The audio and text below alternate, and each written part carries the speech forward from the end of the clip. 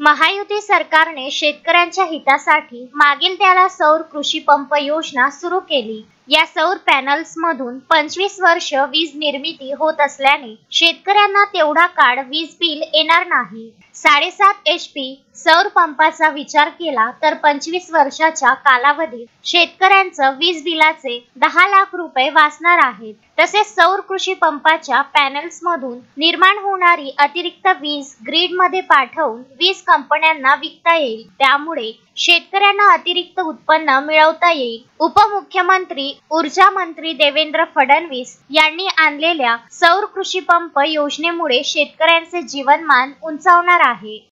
आज महाराष्ट्राची वाटचाल ही पेड पेंडिंग कडनं मागेल त्याला सौर पंप अशा प्रकारची होतीये।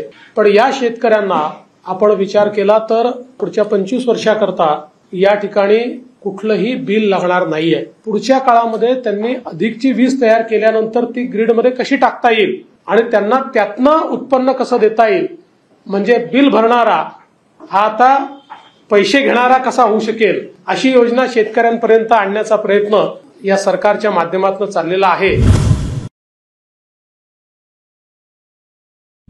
महायुती सरकारने शेतकऱ्यांच्या हितासाठी मागेल त्याला सौर कृषी पंप योजना सुरू केली आहे। या सौर पॅनल्स मधून 25 वर्ष वीज निर्मिती होत असल्याने शेतकऱ्यांना तेवढा काळ वीज बिल येणार नाही। 7.5 HP सौर पंपाचा विचार केला तर 25 वर्षाच्या कालावधीत शेतकऱ्यांचं वीज बिलाचे 10 लाख रुपये वाचणार आहेत।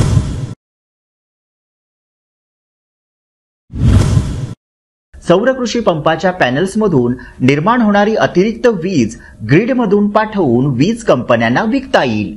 त्यामुळे शेतकऱ्यांना अतिरिक्त उत्पन्न मिळवता येईल। उपमुख्यमंत्री देवेंद्र फडणवीस यांनी आणलेल्या सौर कृषी पंप योजनेमुळे शेतकऱ्यांचं जीवनमान उंचावणार आहे।